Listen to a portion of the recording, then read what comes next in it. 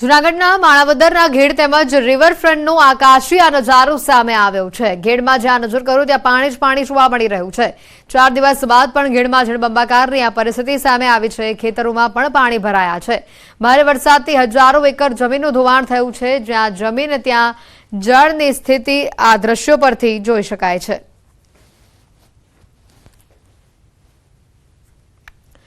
જૂનાગઢના આકાશી આ દ્રશ્યો સામે આવી રહ્યા છે। ગઢ પંથકમાં જે ભારે વરસાદ વરસ્યો હતો જેના કારણે જળબંબાકારની પરિસ્થિતિનું નિર્માણ થયું છે। ઘણા ખેડૂતોના ખેતરોની અંદર પણ તળાવ જેવી પરિસ્થિતિ જોવા મળી રહી છે। સ્થળ ત્યાં જળની પરિસ્થિતિનું નિર્માણ થતા લોકોમાં પણ ચિંતા જોવા મળી રહી છે। નદી પાણીથી પારાવાર હાલાકી જોવા મળી રહી છે। મીઠાપુરમાં સૂરજ કરાડીમાં હજી પણ વરસાદી પાણી ઓસર્યા નથી અને મુખ્ય માર્ગ અને ઘરો હજી પણ પાણીમાં ગરકાવ છે। પાણી ભરાયેલા હોવાથી લોકોને જીવન જરૂરિયાતની ચીજવસ્તુ લેવા હાલાકી પડી રહી છે। સ્થાનિકોના મતે ખાસ કરીને કેટલાય દિવસોથી તેઓને જમવાનું મળી શક્યું નથી તો કેટલાક ફક્ત મમરા ખાઈને ગુજરાન ચલાવી રહ્યા છે। પાણી ભરાયેલા હોવાથી કેટલાક લોકોને શરીરમાં ખંજવાળ પણ આવતી હોવાની ફરિયાદો આવી રહી છે। આ સ્થિતિમાં કોઈ તંત્ર તરફથી હજી સુધી આ વિસ્તારમાં આવ્યો ન હોવાનો દાવો સ્થાનિકો કરી રહ્યા છે। દ્વારકામાં ન્યૂઝ 18 ગુજરાતીની ટીમ ગ્રાઉન્ડ ઝીરો પર છે ને હું સીધા દ્રશ્ય મીઠાપુરના જે બતાવવાનો પ્રયાસ કરીશ। આપ જે આ દ્રશ્ય જોઈ રહ્યા છો મીઠાપુરનો સૂરજ કરાડી વિસ્તાર છે જે હજુ પણ પાણીમાં ગરકાવ છે। ગઈકાલે બપોરથી જ વરસાદે વિરામ લીધો છે તેમ છતાં આ વિસ્તાર જે છે હજુ પણ પાણીથી લબાલબ છે અને પાણી ભરાયેલા છે। લોકો હાલાકીનો સામનો કરી રહ્યા છે।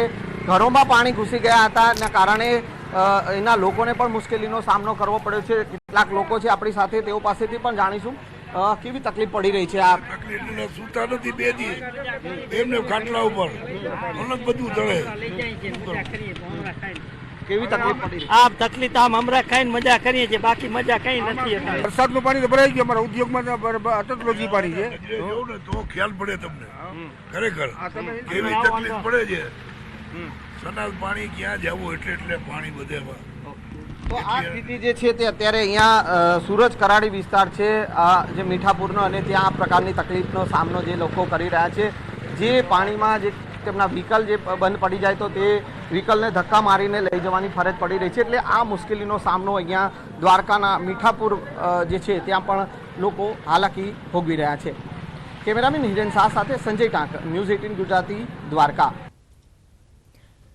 દ્વારકામાં વરસાદે વિરામ તો લઈ લીધો પરંતુ પાણી હજી સુધી ઓસર્યા નથી। દ્વારકાના મીઠાપુરમાં હજી પણ પાણી ઓસર્યા નથી। રહેણાંક વિસ્તારો પાણીમાં ગરકાવ છે। વરસાદી પાણી ભરાતા લોકોને હાલાકી વેઠવાનો વારો આવ્યો છે। દ્રશ્યમાં જોઈ શકાય છે લોકોના અડધા વાહન આ પાણીમાં ડૂબી ગયા છે। કમર સુધીના પાણી આ વિસ્તારોમાં ભરાયેલા જોવા મળી રહ્યા છે।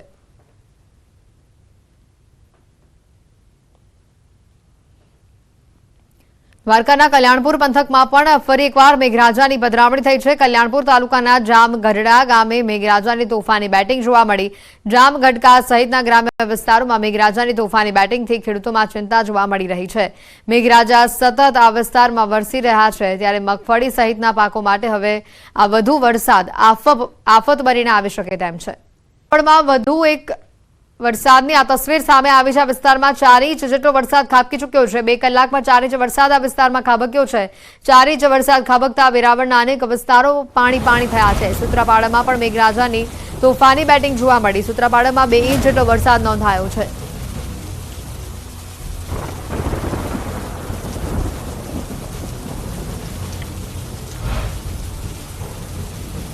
ગીર સોમનાથના વેરાવળમાં હજી સુધી વરસાદી પાણી નથી ઓસર્યા। લીલાશાહનગર સોસાયટીમાં વરસાદી પાણી ભરાયેલા જોવા મળી રહ્યા છે। સોસાયટીમાં ગોઠણ સુધીના પાણી ભરાયેલા જોવા મળી રહ્યા છે। અંદાજે 100 થી વધુ ઘરોમાં પાણી ભરાયા છે। ઘરોમાં પાણી ભરાતા લોકોમાં પણ રોષ જોવા મળી રહ્યો છે। પાણી નિકાલની વ્યવસ્થા ન હોવાથી દર વર્ષે આ જ સમસ્યા બનતી હોવાનો લોકોનો દાવો છે। છેલ્લા કેટલાય વર્ષોથી ચોમાસામાં આ જ પ્રકારની પરિસ્થિતિ થતી હોવાથી સ્થાનિકોમાં નારાજગી જોવા મળી રહી છે।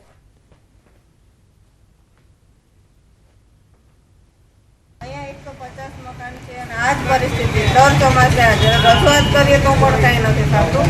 ગટરના પંપ આવે રાતે પાણી કાઢીને હોય છે, સવારે પાછું હોય, કોઈ કાયમી વ્યવસ્થા તો છે જ નહીં। અને અમારે ઘરમાં પાણી કરશે ગંદુ જ પાણી।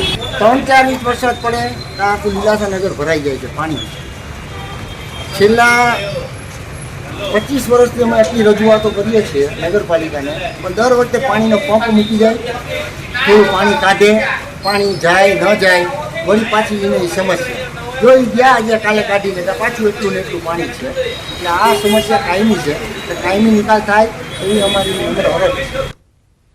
ગીર સોમનાથથી વધુ તસવીરો આવી રહી છે. ભાલકા તીર્થમાં હજી પણ પાણી ઓસર્યા નથી. ધોધમાર વરસાદથી આ વિસ્તારમાં પાણી ભરાયેલા જોવા મળી રહ્યા છે. ભાલકા તીર્થ મંદિરેથી ચારે તરફ પાણી જ પાણી નજરે પડી રહ્યું છે. વેરાવળના અન્ય વિસ્તારોમાં પણ હજી પાણી ભરાયેલા જોવા મળી રહ્યા છે.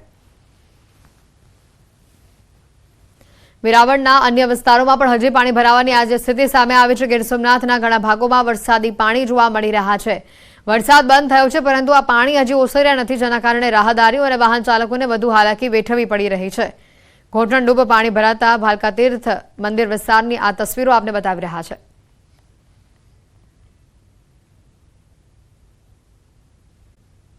સમાચાર આવી રહ્યા છે. મોજરા ગામે પહોંચ્યું ન્યૂઝ 18 ગુજરાતી. મોજરાથી કુતિયાણાનો હાઈવે પાણીમાં ગરકાવ થયો છે. અનેક ગામ બેટમાં ફેરવાયા છે. કડચ, બગસરા, ફુલરા, હંટરપુર બેટમાં ફેરવાયા છે. ભાથરોડ, બાલાગામ પણ આખું બેટમાં ફેરવાયું છે. પોરબંદરમાં જે રીતનો આ માહોલ જોવા મળી રહ્યો છે, વધુ માહિતી મેળવીશું. અંકિત અમારી સાથે ફોન લાઈન પર સંવાદદાતા જોડાઈ ચૂક્યા છે. અંકિત, જે રીતના આ દ્રશ્યો જોવા મળી રહ્યા છે, આખું વિસ્તાર બેટમાં ફેરવાયો તે પ્રકારની પરિસ્થિતિ, આપની પાછળ પણ જ્યાં નજર પડી રહી છે ત્યાં માત્ર પાણી જ પાણી જોવા મળી રહ્યું છે.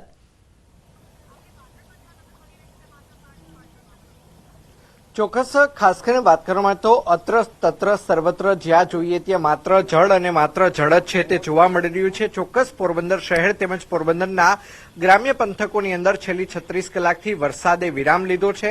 ત્યારે ન્યૂઝ 18 ગુજરાતી પોરબંદર જિલ્લાનું આ પોરબંદર તાલુકાનું જ મોચા ગામ છે ત્યાં આવી પહોંચ્યું છે. અહીંયા અનેક જે ખેતીલાયક જમીનો છે, હજારો વીઘા ખેતીલાયક જમીન છે કે જે પાણીની અંદર ગરકાવ થઈ ચૂકી છે. સાથોસાથ લોકોના ઘરની અંદર પણ પાણી ફરી વળ્યા હોવાનું છે તે સામે આવી રહ્યું છે.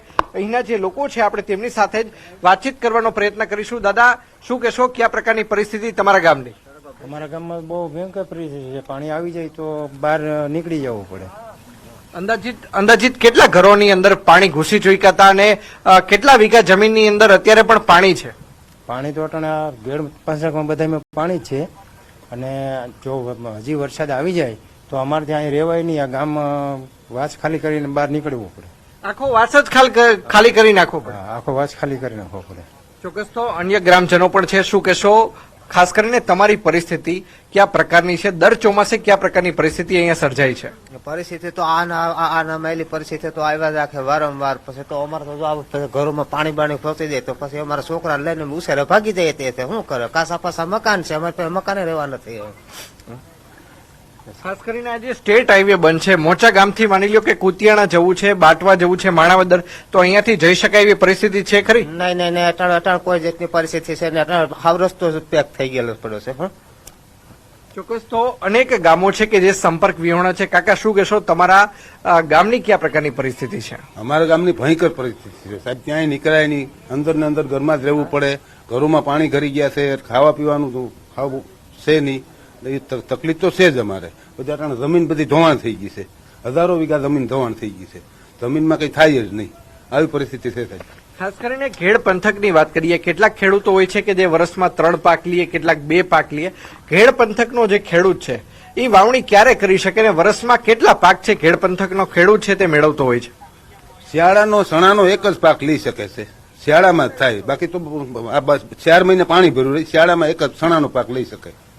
ચોક્કસ. તો જોઈ શકાય, હું દ્રશ્યો પણ બતાવી રહ્યો છું. અન્ય પણ લોકો આપણી સાથે છે. શું કહેશો, કે આ પ્રકારની પરિસ્થિતિ તમારા ગામની? અમારા ગામમાં તો ભયંકર પરિસ્થિતિ છે. આજ ઓછામાં ઓછા 4 દિવસ તો એક ધારો વરસાદ ચાલુ છે. આમ ઠેક ઠેકાણે પાણી છે. કાલ કળશની એક બોડી એક ભાઈનું એક્સપ્રેસ થઈ ગયું હતું. તેને અમે બોડીમાં અહીંથી એટલે પાણીમાં અમારે છે કળશ પુગાડવો પડ્યો હતો. એ હોડામાં અમારા માધોપુરના પીએસઆઈ સાહેબ શ્રી હતા, પછી એસડીઆર ની ટીમ હતી, એની સાથે લઈને અમે અહીંથી 2 કિલોમીટર લગન અમારે હાલીને છે જવું પડ્યું હતું. ત્યાં જઈને અમે હોડીમાં 5 જણાને, એ 5 જણાને જ ખાલી લઈ જવું. 4-5 જણા તો હજી અમારે 10 જણા તો હજી અહીં રોકાણા છે. 10 જણાને અમે અહીં રહેવાની વ્યવસ્થા કરી છે. હજી અમારે પાણી ઓસર્યું નથી. આ ઓછામાં ઓછું સાથે પાણી છે. હજી આથી આગળ વધારે પાણી છે. આ પાણી છે એ કેટલા દિવસ રહેશે? કારણ કે 36 કલાકથી તો વરસાદ બંધ થઈ ગયો છે, તેમ છતાં આ પાણી ઓસરતા કેટલો સમય લાગશે? આ પાણી ઓસરતા તો અમારે ઓછામાં ઓછા 10 દિવસ લાગશે. ઓલું પાણી ઓસરતા હજી ઓછામાં ઓછા 4 દિવસ તો લાગવાના છે. આ પાણી ઓસરતા 10 દિવસ. આ રસ્તો બંધ જ રહેશે. ચોક્કસ તો 10 દિવસ સુધી હજુ પણ આગામી આ સ્ટેટ હાઈવે છે તે બંધ રહેશે. હું કેમેરામેનને વિનંતી કરીશ કે તે આ દ્રશ્યો છે તે બતાવવાનો પ્રયત્ન કરે. આપણે આગળ જવાના છે તે પ્રયત્નો કરી રહ્યા છીએ. ચોક્કસ હાલ અત્યારે મોચા ગામે ગોઠણ ડૂબ પાણી છે. અહીંના જે ખેડૂતો છે તેમનું કહેવું છે કે ચોક્કસ ચોમાસાની અંદર જે ઘેડ વિસ્તાર તે પાણીની અંદર બેટની અંદર ફેરવાઈ જતો હોય છે, પરંતુ ઘેડના જે ખેડૂતો છે તે માત્ર વર્ષમાં એક જ પાક લઈ શકે તેમ છે, અને તે માત્ર ને માત્ર શિયાળાની અંદર કેટલાક જે ખેડૂતો છે તે ચણાનો પાક લે છે, તો કેટલાક જે ખેડૂતો છે તે ખાસ કરીને ઘઉંનો પાક લેતા હોય છે, પરંતુ મોટા ભાગના જે ખેડૂતો છે અહીંયા વધુ પ્રમાણમાં તે ચણાનો જ પાક લેતા હોય છે. ચોક્કસ અત્યારે જ્યાં જોઈએ ત્યાં પાણી જોવા મળતું હોય છે, પરંતુ ઉનાળાની અંદર પણ અહીંના લોકો છે તે પાક નથી લઈ શકતા, કારણ કે અહીંની ભૌગોલિક પરિસ્થિતિ જ એક પ્રકારની છે. હાલ અત્યારે ઝરમર વરસાદ છે તે શરૂ થઈ ચૂક્યો છે, અને હું કેમેરામેનને વિનંતી કરીશ કે તે ખેતરોના છે દ્રશ્યો બતાવવાનો પ્રયત્ન કરે કે અહીંયા જ્યાં જોઈએ ત્યાં આખું જે ગામ છે તે બેટની અંદર ફેરવાઈ ચૂક્યું છે. જે ખેતી લાયક જે જમીન છે, હજારો વીઘાની અંદરની આ જે જમીન દેખાઈ રહી છે, આ તમામ જગ્યાએ જ્યાં જોઈએ ત્યાં અત્ર તત્ર સર્વત્ર માત્ર ને માત્ર જળ છે તે જોવા મળી રહ્યું છે. અને આ સ્ટેટ હાઈવે છે તે બંધ હાલતમાં પડ્યો છે. સ્થાનિકોનું કહેવું છે કે આગામી 10 દિવસ સુધી આ જ પ્રકારના હાલાત છે તે આ સ્ટેટ હાઈવેના રહેશે. જી બિલકુલ અંકિત, આભાર માહિતી બદલ. પોરબંદરના અનેક ગામો બેટમાં ફેરવાયા છે. આ તસવીર